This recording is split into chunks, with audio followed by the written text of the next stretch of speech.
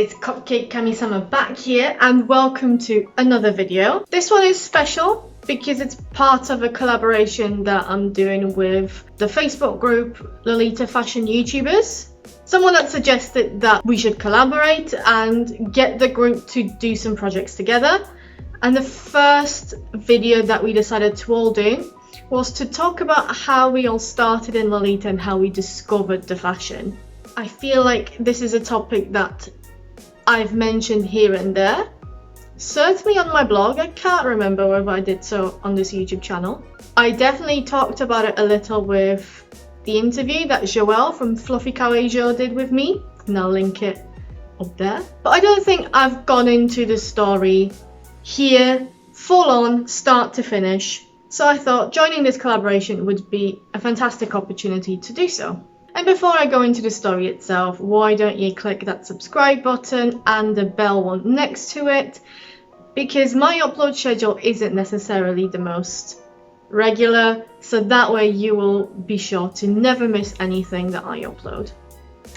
So, story time, I guess.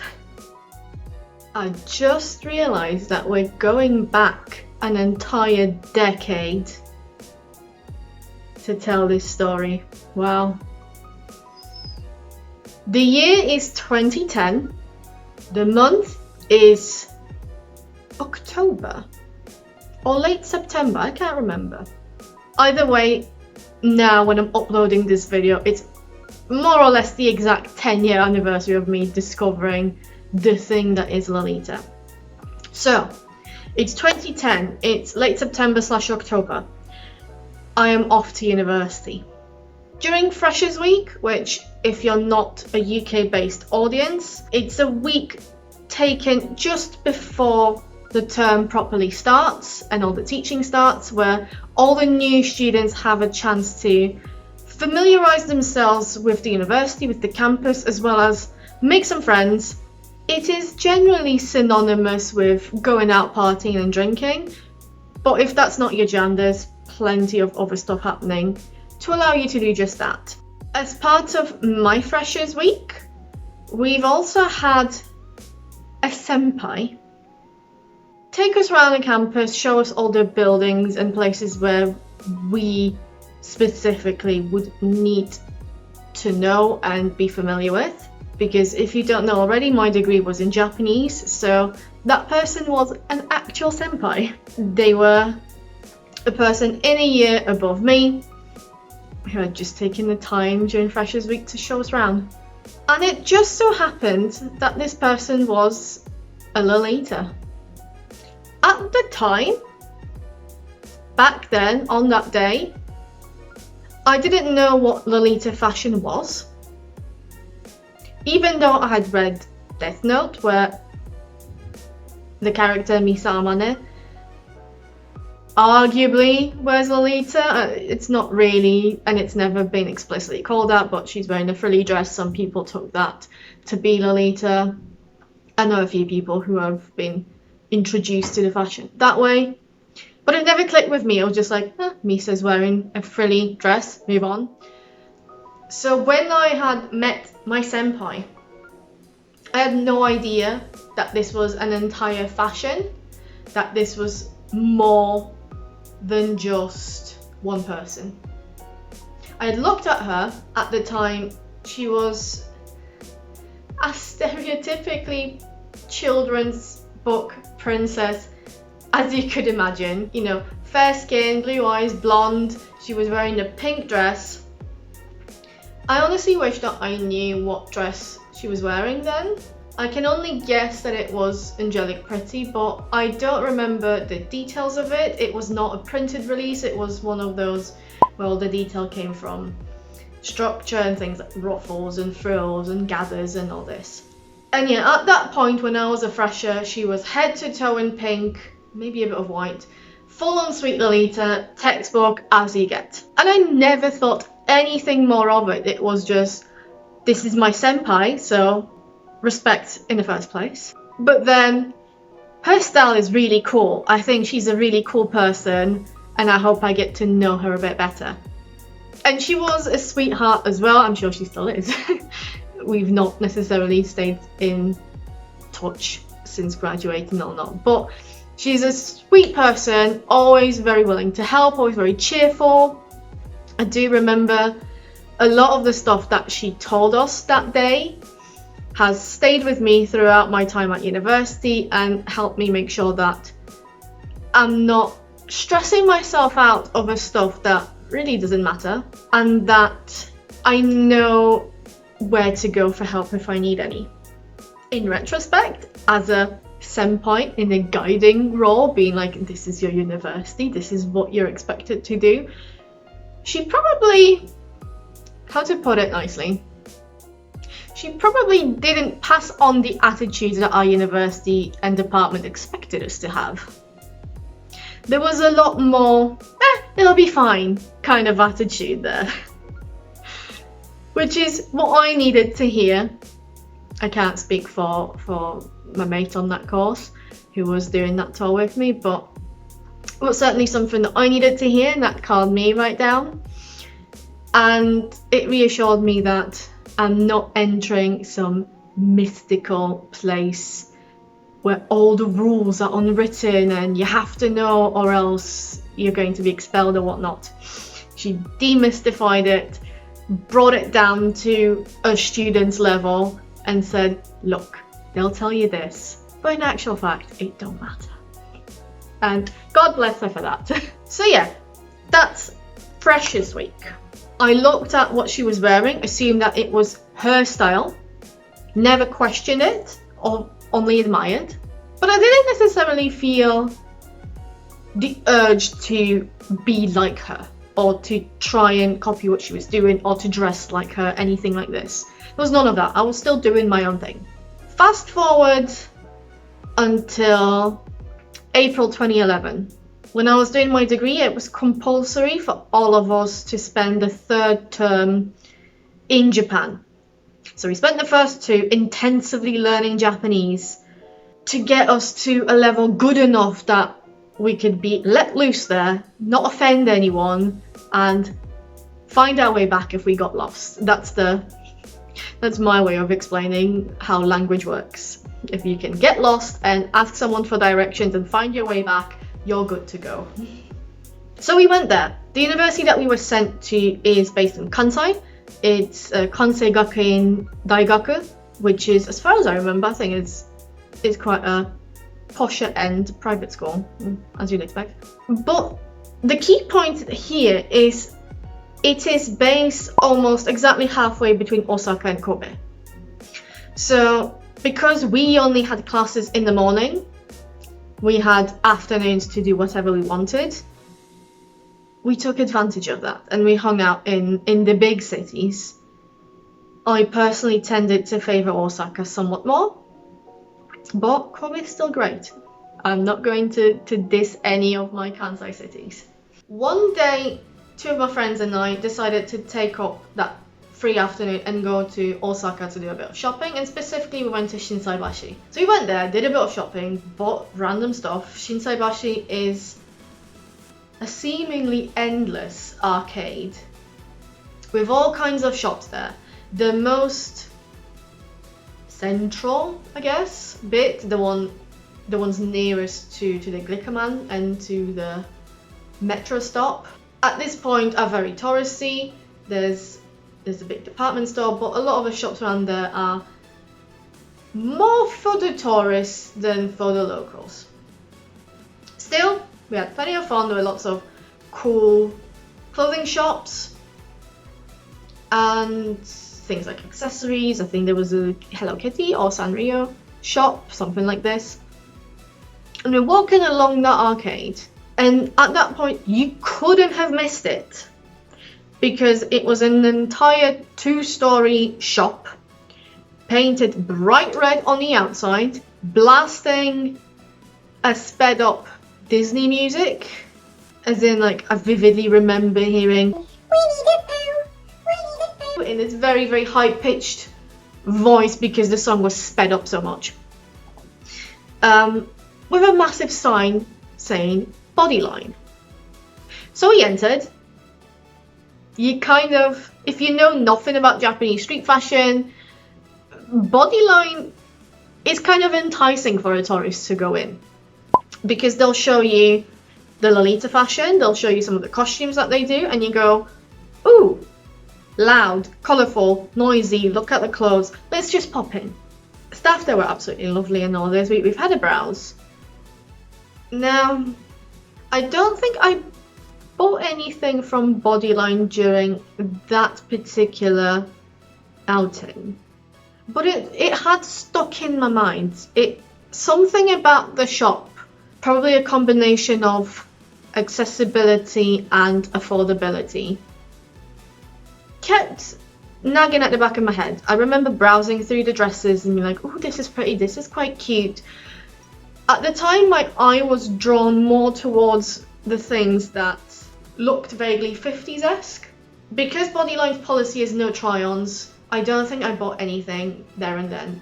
But I sort of mentally bookmarked a couple of dresses. And then when I got back home, as in where I was staying in Japan, I've looked up on their website. Now, it was a true blessing that I was able to see the clothes first before going onto that website, because remember, the year is still 2011, and even now in 2020, Bodyline stock photos can leave a lot to be desired. So remembering what I saw and what I touched physically in the shop and comparing that against what I saw on screen gave me an idea of what to expect, and I was able to read into this and check things like measurements and whatnot. And this dress had caught my eye. I believe the product number is L262, which, what is it? Wrap, polka dot, halter neck, wrap ribbon, I don't know. L262. I don't think Bodyline sell it anymore. But that had caught my eye, because, as I said, I was on the lookout for 50s-esque stuff. And it was everything textbook rockabilly with that Japanese cuteness flair. So we had red dress, white polka dots, halter neck, A-line, all the things that, you know, your standard rockabilly get-up will have. And then we had the giant bows, the lace, the ruffled hemline that was so uniquely Japanese.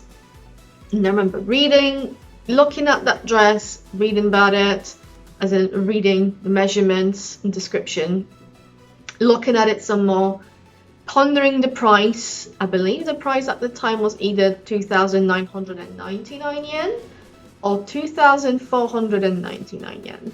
Well, no. It was one of the cheaper dresses that they had.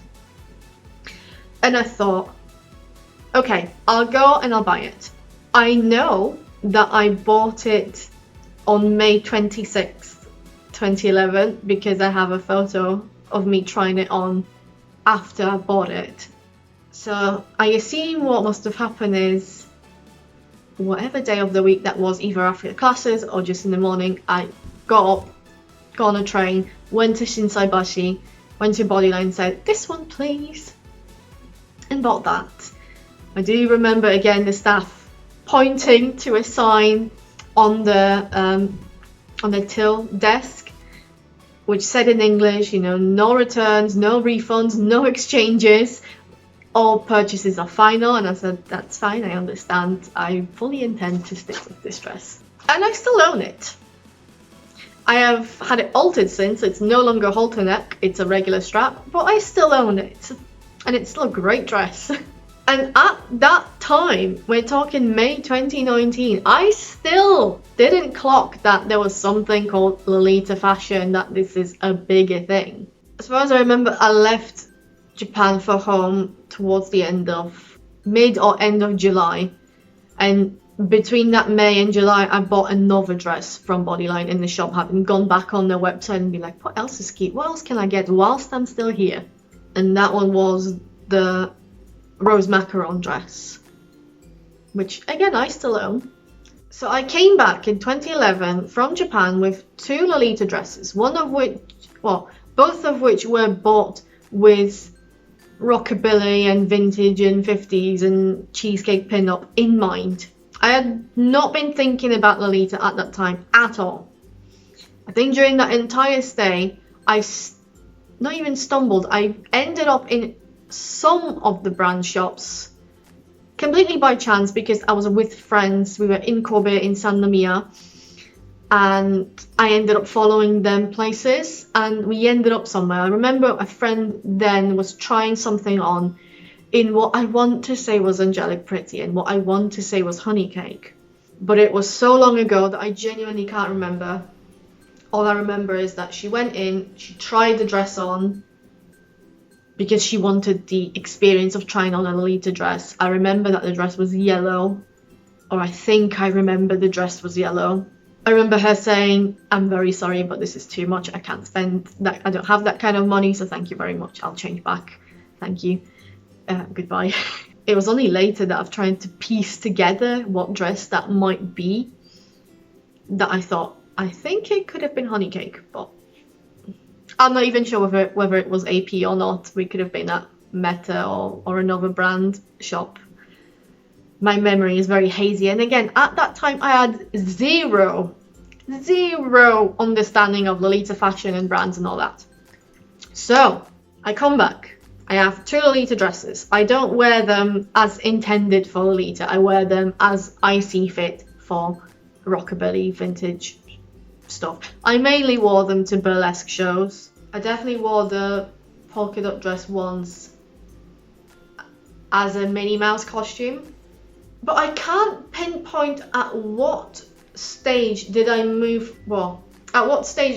gain the understanding that what I owned was Lolita fashion. I remember the following year, 2012, ending up in a very, very brief discussion with said senpai from earlier. But all I remember was mentioning Bodyline and her saying something to the extent of, Bodyline's quite alright, people diss it, but there really isn't a reason to, it's good for what it is. And me wholeheartedly agreeing, but not really comprehending at that time fully what she meant. So I think somewhere between then and 2013, as I was browsing Bodyline website more, thinking, should I buy something, should I not? And ultimately not buying because I thought I need to see this in person. I think somewhere along that line, I've absorbed enough from Bodyline's website to understand that this entire section is dedicated to Lolita, that this is a fashion. It was separate from their costume thing, and because I knew that this was something that my senpai was wearing, I was aware that it was not a costume, that it was a fashion. I wasn't aware to what extent this was popular in Japan or outside, but I got the message. Certainly by 2013, by October 2013, when I was in Japan again for a full year of study abroad in Kanazawa. By that point, I was certainly aware that Lolita fashion was a thing. So sometime between, July 2011 and October 2013, I had gotten the message. It was still very, very, very basic understanding on the level that I knew it was a fashion and I knew it was its own thing. I was unaware of the rules, so continued to wear whatever I owned without blouses, without proper legwear. I did have petticoats on because that's a message that I got via rockabilly and vintage. I had enough of an understanding generally of fashion that I accessorized what I wore. However little, but there was an attempt at accessorizing and an attempt at doing hair and makeup with that and wearing things that matched, whether that be a headband or shoes, but it had to match. But Lolita it was not by the rules. In Kanazawa, during that year abroad, I had met 2 wonderful friends, one of whom was already a Lolita, the other one of whom the 2 of us got into the fashion. During the first month of my stay, when we were a lot more free and I tried as much as possible to explore the city, I went to Katamachi, which was the unofficial geek place. It's not a geek place in the same sense as Akihabara might be in Tokyo. It was a lot smaller, but it was there. It had an anime shop, a maid cafe, and a J fashion section, all within the same building. I believe someone also told me that a lot of Visual Kei concerts, when they were taking place in Kanazawa, were taking place in Katamachi. So it was as much of a geek spot as Kanazawa will have. That's when I properly discovered brands, because that shop or that building had an Angelic Pretty branch, a Baby the Stars Shine Bright / Alice in the Pirates one, and Innocent World / Kera shop. I assume it was a Kera shop, but to be honest, all I remember was that there was Innocent World here, and sort of attached to it was something with more Visual Kei stuff. So it could have been maybe H&L. I honestly don't know, and I can't remember. There was also some like random wig shop, and I think something was with accessory, but they were more VK oriented. So my understanding grew once I realised that said friend whom I'd met there is into Lolita, because she shared pictures of her spells from Baby the Star Shine Bright and Innocent World. I had that moment of, you know about this too, and you wear this too, we should do it together. Then we dragged that other friend. We were going shopping there, mostly just pining. She kind of started thinking, oh, this is really nice, all the fabrics are amazing, this is very feminine, I like that. So we nudged her and said, you've got a scholarship, just spend it, buy yourself a dress, treat yourself. So during that year abroad, the 2013-2014, I've fully understood what Lolita was. Still not enough to comprehend that there are rules, but we got there. And certainly from that point onwards, my interest in the fashion has cemented itself as an interest in Lolita fashion. I was aware of what I was looking at. I was aware of what I was looking for. I began to recognize the various brands and the different substyles. And in a sense, that was almost like a second discovery.